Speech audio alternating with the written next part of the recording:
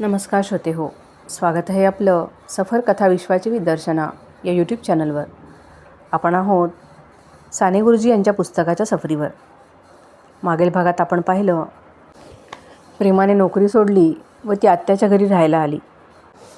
आता ऐकूयात पुढे.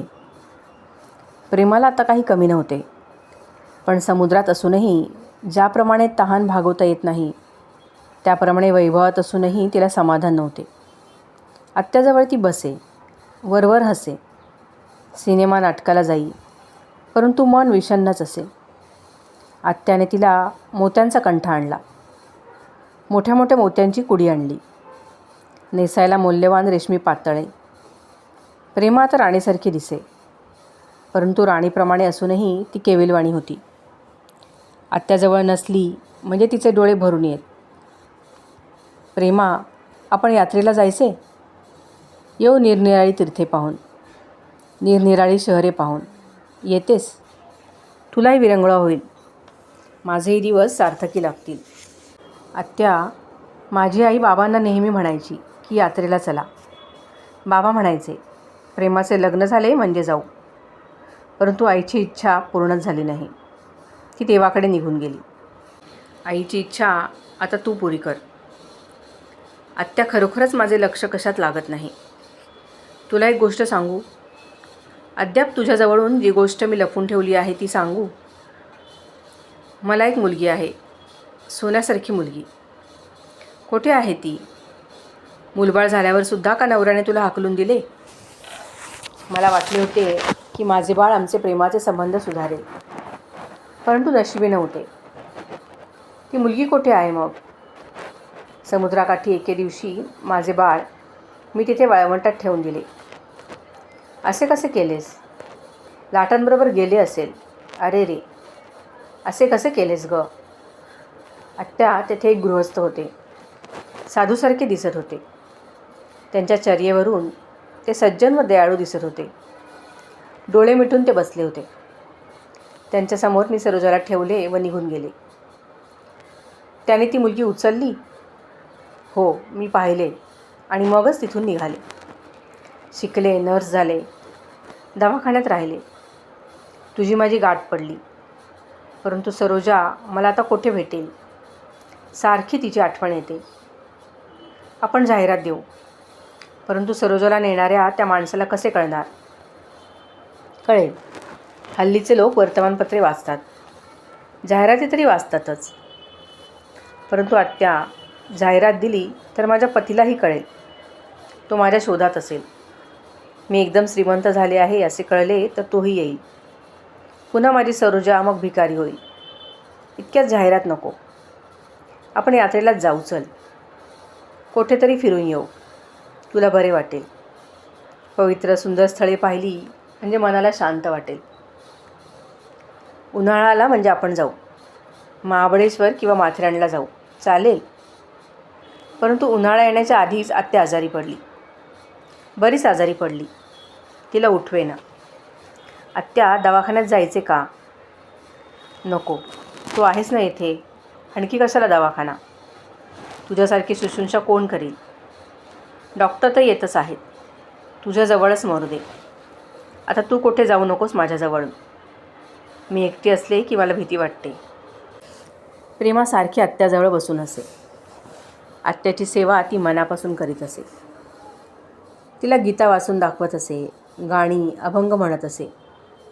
एके दिवशी एक अभंग म्हणून प्रेमा म्हणाली, हा बाबांचा आवडता अभंग होता हा आत्या. होय, हा अभंग त्याला फार आवडे. मलाही आठवते. म्हण, पुन्हा एकदा म्हण बरं. प्रेमाने पुन्हा तो अभंग म्हटला. आता तरी पुढे हाची उपदेश, नका करू नाश आयुष्याचा. सकलांच्या पाया माझे दंडवत, आपुलाले चित्त शुद्ध करा. हित ते करावे देवाचे चिंतन, करून या मन एकविध. तुका म्हणे हित होय तो व्यापार, करा काय फार शिकवावे. प्रेमा, किती सुरेख अभंग. होय आत्या, आपले चित्त शुद्ध करणे याहून अधिक महत्त्वाचे काय? प्रेमा, तू माझी गादी स्वच्छ करतेस, रोज माझे अंग स्वच्छ करतेस. माझे कपडे बदलतेस, परंतु माझे मन मला स्वच्छ करायला हवे, नाही का? होय ग. परंतु प्रेमा, तुझ्या संगतीत राहून माझे मनही शुद्ध झाले. दवाखान्यातील तुझी निरपेक्ष सेवा पाहून माझ्या मनावर परिणाम होईल. श्रीमंतीचा गर्व कमी होईल. हृदयाची श्रीमंती नसेल तर पैशाची श्रीमंती म्हणजे स्वतःला व जगाला एक शापच आहे. आत्या, पैसा काय किंवा काही काय, उपयोग करण्यावर सारे आहे. पाण्याने डासही होतात, फुलंही फुलतात. विस्तवाने स्वयंपाकही होतो, आगही लावता येते. पैशाने जगाचा दुवाही घेता येतो, जगाच्या शिव्या शापही घेता येतात. प्रेमा, माझ्या दुखण्यातून मी आता काही वाचणार नाही. ही सारी इस्टेट तुझ्या नावाने करून ठेवते. तुला सारी इस्टेट बक्षीस, सारे शेअर्स, पैसा, हा बंगला सारे तुझ्या नावाने करून ठेवायला हवे. मी वकील बोलावले आहेत, ते येतील. तू योग्य तोच उपयोग करशील. संस्था काढ किंवा काही कर. तुझी सरोजा सापडली तर तिला तू दे. तुझा पती पश्चाताप होऊन आला तर सारेच गोड होईल. मला आशा आहे तुझा पती तुला नक्की मिळेल. तुझी बेबी सरोजा तुला भेटेल. आणि बाबा, तो विरक्त होऊन गेला असेल, हिमालयात बसला असेल. हिमालयात नाही जाणार, बाबाही भेटतील. आत्या, एक गोष्ट तुला सांगू. कोणती बाळ? त्या गृहस्थांसमोर मी सरोजाला ठेवले ते बाबाच होते. काय, माझा रामराव, माझा भाऊ? आत्याने एकदम उठून विचारले. होय आत्या. तू हे इतके दिवस का नाही सांगितलेस? माझ्या सहीची जाहिरात दिली असती. बहिणीला भेटायला भाऊ आला असता. आत्या, मला भीती वाटत होती. फार फार करारी आहेत. त्यांनी तुम्हाला आफ्रिकेत परत पत्र पाठवले नाही. मलाही बाळांत होऊन सासरी जाताना म्हणाले, आता माहेरी पुन्हा येऊ नकोस. आणि त्यांनी मला त्यानंतर पत्रही पाठवले नाही. आई वारल्याचंही कळवले नाही. असे आहेत बाबा. जाहिरात देऊनही ते न येते तर तुला अधिक वाईट वाटले असते. किंवा बाबांनी रागाने काही लिहिले असते तर त्याचेही तुला वाईट वाटले असते. म्हणून मी काही बोलले नाही. परंतु तुझ्या निर्वानिर्वीच्या गोष्टी चाललेल्या असताना तुझ्यापासून तरी आता काही लपू नये असं म्हणून मला वाटतं. आत्या, रागावू नकोस माझ्यावर. नाही हो बाळ, तुझ्यावर कशी रागावू? सारे जग तुझ्यावरच रागावले आहे. आणखी मी का रागावू? आणि आयुष्याच्या अखेरच्या क्षणी का रागावू? सर्वांना प्रेम देण्याची ही वेळ, खरे ना? आत्याने पुढे बक्षीसपत्र करून ठेवले. सारी संपत्ती तिने प्रेमाला दिली. प्रेमा आता लक्षाधीश झाली. आत्या क्षीण होत चालली, खंगत चालली. प्रेमा, तुझी मांडी दे. मांडीवर घे माझे डोके. प्रेमाने मांडीवर आत्याचे डोके घेतले. डॉक्टर येऊन गेले. नोकर चाकर खिन्न होऊन बसले होते. प्रेमा गीता म्हणत होती. गीता ऐकता ऐकताच आत्याने राम म्हटला. आत्या देवाघरी गेली. आत्या अकस्मात भेटली त्याप्रमाणे सर्वांची अकस्मात भेट व्हायची आहे की काय, असा विचार प्रेमाच्या मनात येऊन जाईल. या विचाराने तिला आशा येईल, उत्साह वाटे. ती मोटारीतून मुंबईभर हिंडे. बाबा कुठेतरी दिसतील, भेटतील असे तिला वाटे. परंतु तिची आशा अद्याप पूर्ण झाली नव्हती. कंटाळून ती मुंबई सोडून गेली. हिंदुस्थानभर प्रवास करून आली. मोठमोठ्या शहरातून राहिली. परंतु कुठेही गेली तरी सरोजा तिच्या डोळ्यासमोर असे. काशीला तर गंमतच झाली. घाटावर प्रेमा स्नानासाठी गेली होती. तिथे तिला एक मुलगी दिसली. सरोजा, माझी सरोजा, प्रेमा म्हणाली. आणि त्या मुलीचे नावही सरोजाच होते.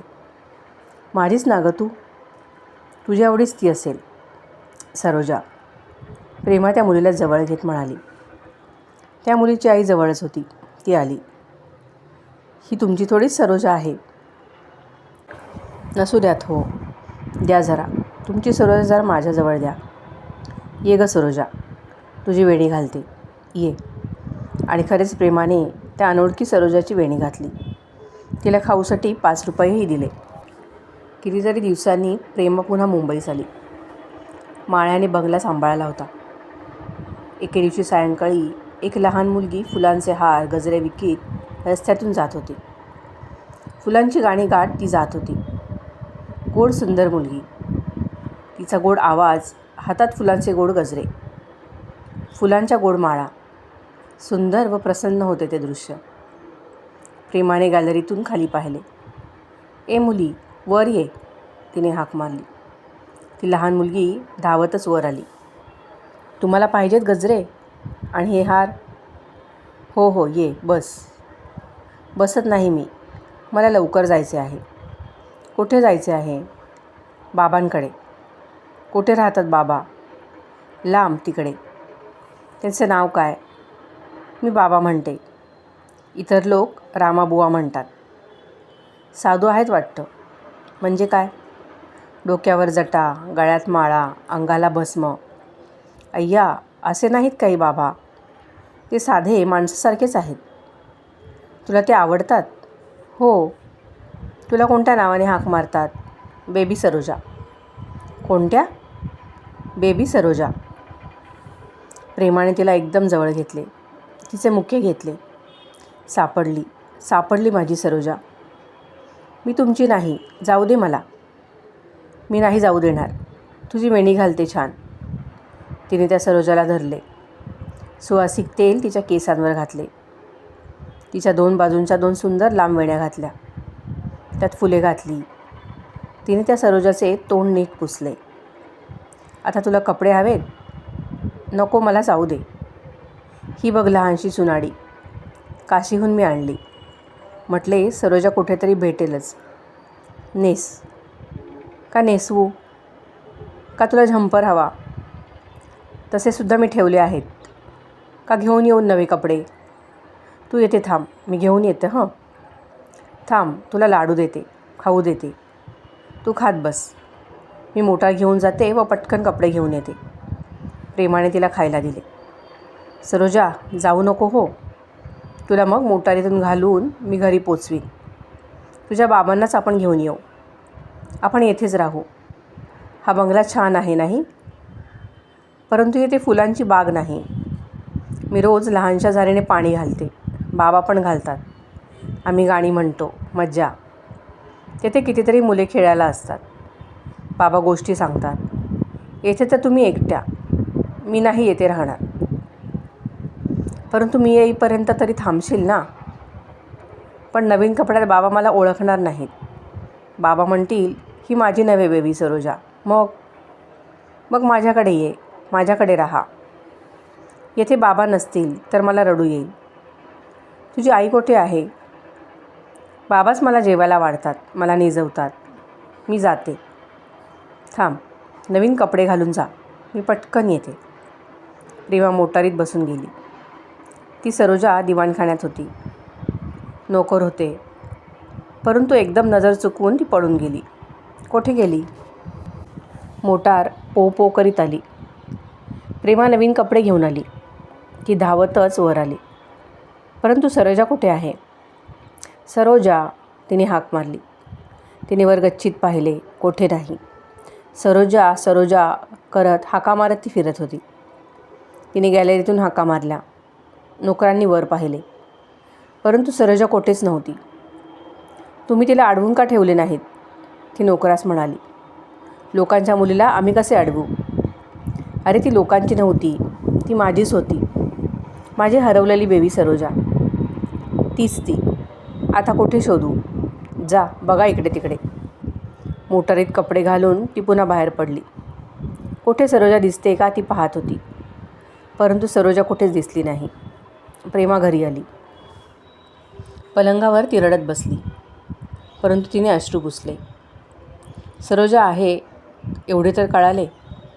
आज दृष्टीसही पडली. देवाची दया. आज क्षणभर देवाची दयाच झाली वाटतं. थोड्या दिवसांनी कायमचीच येईल. बाबाही आहेत. तिची काळजी घेत आहेत. द्यावी काही जाहिरात. तिच्या नावाने इस्टेट ठेवून वकिलामार्फत द्यावी काही नोटीस. बाबा ते वाचतील. त्यांना पैसे मिळतील. बेबीला मग काहीच कमी पडणार नाही. करू का असे? पण पती आला तर? त्यालाही पत्ता लागेल. नवीन भानगडी उपस्थित होती. काय करावे तिला समजेना. प्रेमा दुःखाने दिवस काढीत होती. आशा निराशांवर तिची हृदय नोका नाचत होती. अशा सुमारासच ती 30 सालची सत्याग्रहाची प्रचंड चळवळ सुरू होणार होती. महात्माजींची दांडी यात्रा सुरू झाली होती. ती स्फूर्तिदायक महान यात्रा पाहावयास प्रेमाही गेली. ती परत आली, परंतु शांत गंभीर होऊन आली. या चळवळीत पडावे असे तिला वाटले. मुंबईत हजारो स्त्रियांच्या मिरवणुकी निघत होत्या. समुद्राचे बेकायदा पाणी आणत होत्या. मुलींना शिक्षा होत होत्या. प्रेमालाही भारताचा लढा ओढू पाहत होता. परंतु पैशाचे काय करावे? बंगला जप्त झाला तर? शेअर्स जप्त झाले तर? झाले. स्वातंत्र्यापुढे या रिडक्यांची काय मातब्बरी? पैशात ज्याचा जीव अडकला त्याला महान ध्येय कशी भेटणार? सारे सरोजाच्या नावाने करून ठेवावे का? बाबा ट्रस्टी होतील. काही संपत्ती खादीच्या कामास देऊ. काय करू? प्रेमाचे काहीच ठरत नव्हते. इतक्यात एके दिवशी वर्तमानपत्रात तिने काहीतरी वाचले. तिने ती बातमी पुन्हा वाचली. तिचे डोके सुन्न झाले. ती विचार करीत अंथरुणावर पडली. कसली होती ती बातमी? तिच्या श्रीधरवर अफरातफरीच्या गुन्ह्याखाली खोट्या सह्या वगैरे करून फसवण्याच्या गुन्ह्याखाली खटला भरण्यात आला होता. तो पोलिसांच्या ताब्यात होता. श्रीधर, काय त्याचानी माझा संबंध आता? ज्याने मला ढोराप्रमाणे वागवले त्याच्याशी काय माझे नाते? ज्याने माझी पैशाची किंमत केली नाही त्याच्यासाठी मी काय म्हणून रडावे? परंतु श्रीधर कसाही असला तरी माझ्या सरोजाचा तो पिता आहे. सरोजाचे सुख त्याने मला दिले आहे. त्याला वाचवले पाहिजे. कसाही असला तरी त्याचा असा माझा संबंध आहे. त्याच्या संकटकडे धावून जाणे माझे काम आहे. मनात असा विचार करून ती आत्याच्या ओळखीच्या वकिलाकडे गेली. त्याच्याजवळ तिने बोलणे केले. जामिनावर सोडून घेऊ नये असे ठरले. परंतु तुरुंगात त्याला घरचे जेवणखाण मिळेल अशी व्यवस्था करण्याचे ठरले. कपडे लत्ते, अंथरूण पांघरून, वाचायला पुस्तके वगैरे सारे त्याला मिळेल कसे याचे करण्याचे ठरले. वकील खटला चालवणार होते. श्रीधरला भेटणार होते. प्रेमा रोज वकिलांकडे जाई व सारी हकीकत विचारी. श्रीधरची मनस्थिती उदास होती. आईबापांनी त्याला हाकलून दिले होते. त्याचा आमचा काही संबंध नाही असे जाहीर केले होते. त्या मडबणीनेच त्याचा गळा कापला होता. श्रीधरला फरशी पडून ती कोठे परागंदा झाली होती. बिचारा श्रीधर. त्याला आता कोणीच नव्हते. सारे गतजीवन त्याच्या डोळ्यासमोर उभे राही. तो रडेही, परंतु पुन्हा डोळे पुशी. अश्रूंची त्याला लाज वाटे. वकील या साऱ्या हकीकती प्रेमाला सांगत. तिच्या मनात त्याच्याविषयी सहानुभूती उत्पन्न होई. एके दिवशी श्रीधरने वकिलास विचारले, वकील साहेब, माझ्यासाठी कोणही करत आहे सारी खटपट. मी तर कोणावरही कधी उपकार केले नाहीत. कोणावर खरे प्रेमही केले नाही. कोणाला कधी मदत केली नाही. संकटकाळी माझ्यासाठी देवाने यावे, उभे राहावे असे मी काही एक केले नाही. तुमच्या आप्तेष्टांची पुण्याई असेल. आप्तेष्टांनी तर मला हाकलून दिले आहे. तुमची पत्नी असेल. पत्नीला मी घालून दिले आहे.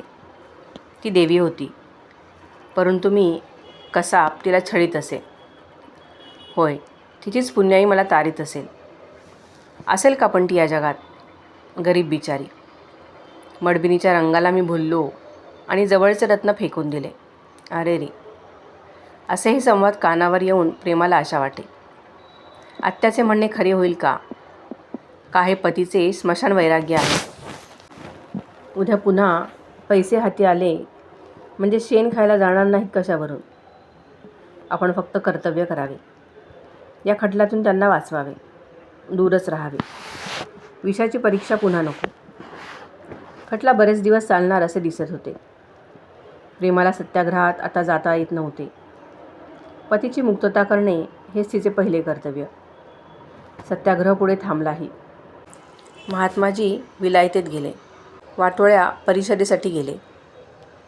तथापि देशात अशांतताच होती. पुन्हा चळवळ सुरू होणार की काय? नवीन प्रतिगामी व्हॉइसरॉय आले होते. नोकरशाही स्वातंत्र्याची चळवळ ठेचण्यासाठी तयारी होती. 30 सालचा काँग्रेसचा विजय नोकरशाहीला शल्ल्याप्रमाणे टोचत होता. प्रेमा वर्तमानपत्रातून सारे वाची. ती अंगावर खादी घाली. बंगल्यात सर्वत्र खादी. पुन्हा चळवळ सुरू झाली तर तीत पडायचे असे तिने ठरवले होते. 31 साल गेले, 32 साल उजाडले. देशात पुन्हा आगडोम उसळला. महात्माजी मुंबई बंदरात उतरले. ते येण्याच्या आधीच पंडित जवाहरलाल यास अटक झाली होती. अब्दुल गफ्फार खान यांना अटक झाली होती. महात्माजींनी लॉर्ड वेलिंग्टन यांना 2 तारा केल्या. महात्माजी त्यांना भेटू इच्छित होते, बोलू इच्छित होते, परंतु त्या तारांना उत्तरे आली नाहीत. महात्माजींसही 4 जानेवारीस अटक झाली. देशभर पुन्हा लाठीमार सुरू झाला. अद्याप श्रीधरच्या खटल्याचा निकाल लागला नव्हता. केव्हा लागणार निकाल? प्रेमा अधीर झाली. तो एके दिवशी सर्व देशाला हादरवणारी बातमी आली. हरिजनांसाठी महात्माजींचा एरंडऱ्यास उपवास सुरू झाला. सारा देश गहिवरला. आज हजारो वर्षे आम्ही हरिजनास दूर ठेवले. कधी होणार हे पाप दूर? ब्रिटिश सरकारने अस्पृश्यास हिंदू समाजापासून जणू कायमचे अलग करण्याचेच ठरवले. महात्माजींनी या गोष्टीला विरोध करण्यासाठी प्राण हाती घेऊन लढा उभारला. हिंदू समाजा, कधी तुझे डोळे उघडणार? हिंदुस्थानात आज जी मुसलमानांची संख्या आहे ती हिंदू धर्मातील स्वधर्मीयाविषयीच्या अनुदारतेचे फळ आहे. ज्या जातींना आम्ही तुच्छ मानित होतो अशा जातीच्या जाती मुसलमानी धर्मात गेल्या. ख्रिश्चन धर्म आल्यावर हजारो तिरस्कृत लोक ख्रिश्चन होऊ लागले. सनातन्यांनो, ही गळती कधी थांबणार? प्रेमाला तिचे लहानपणचे विचार आठवले. लहानपणी आपण अस्पृश्यांसाठी काय काय करीत असू ते तिला आठवले. तो सत्यनारायण, तो बहिष्कार, ते आईचे मरण, सारे तिला आठवले. 4-5 कोटी लोक, केवढी शक्ती आपण फुकट दौडीत आहोत. आपली इस्टेट अस्पृश्यांच्या उद्धारासाठी देऊन टाकावी असे तिला वाटू लागले. परंतु उपवासाचे काय होणार? महात्माजी वाचणार का? उपवास सुटला. तडजोड झाली. देशभर आनंद झाला. प्रेमाने प्रभूची प्रार्थना केली आणि तिचा पतीही दोषमुक्त होऊन सुटला. त्याला भेटावे का? पाहावे का? माझ्या सरोजाचा जन्मदाता पिता. जायचे का त्याला भेटायला? तिचे काहीच निश्चित होईना. पतीला भेटायचे तिला धैर्य झाले नाही. पतीबद्दल तिला खात्री वाटेना. ती दरिद्री असती तर जाऊन भेटली असती. परंतु आज ती श्रीमंत होती. त्या श्रीमंतीने पती पुन्हा पापकर्मात बुडाला तर काय होईल? परंतु ही श्रीमंती आता तिलाही भोगवेना. ती जमिनीवर निजे. एक वेळ साधे जेवी. प्रेमा जणू तपस्विनी झाली होती. एके दिवशी प्रेमा समुद्रावर फिरायला गेली होती. तिची मोटार रस्त्यावर उभी होती. एका बाकावर ती बसली होती. बराच वेळ झाला. गर्दी कमी झाली. तो प्रेमाला एकाकी कोण दिसले? तिच्याकडे एक गृहस्थ टक लावून सारखे पाहत होता. कोण होता तो? प्रेमा एकदम उठली. तसा तो गृहस्थ जवळ आला. प्रेमा जाऊ लागली. त्याने तिला अडवले. प्रेमा, जाऊ नकोस. मला तुझ्याशी बोलायचे आहे. तुला बोललेच पाहिजे. मी नाही जाऊ देणार तुला. मी पोलिसास हाक मारीन. मी तुझा पती आहे. पोलीस मला काहीही करू शकणार नाहीत. तुझ्याच अब्रूचे धिंडवडे होतील. बस खाली. प्रेमा बाकावर बसली. श्रीधरही बसला. पण कोणीच काही बोलेना. प्रेमा, माझ्या खटल्यात कोणी मदत केली? मीच केली. कोठून आणलेस पैसे? आणले कोठून तरी. नवरा तुरुंगात पडल्यावर पैसे घेऊन आलीस. आधीच जर गेली असतीस तर मी तुरुंगात आलोही नसतो. तू इकडे चेन करीत आहेस आणि नवऱ्याला भीक मागायला लावते आहेस. तू मोटारी उडवतेस, बंगल्यात राहतेस. सारे मला समजले आहे. तुझ्या बंगल्यात मी राहायला येणार. आलात तर मी जीव देईन. दे जीव. बंगला तरी मला मिळेल. तो बंगला माझा नाही. ती मोटार माझी नाही. ही इस्टेट माझ्या आत्याची आहे. तिची माझी अकस्मात गाठ पडली. मी अशीच वणवण करीत होते. मुलीचाही त्याग केला. एके दिवशी मला आत्या भेटली. तिने मला नेले. श्रीधर, मी चेन नाही करत. मी दुःखी आहे. जमिनीवर राहते. एकदा खाते. अलंकार घालत नाही. खादी वापरते, चरखा कातीत बसते. तू माझ्याकडे आली पाहिजेस. तुझ्या आत्या पैसे देईल. माझीही व्यवस्था होईल. ते पैसे मडमणीकडे जातील.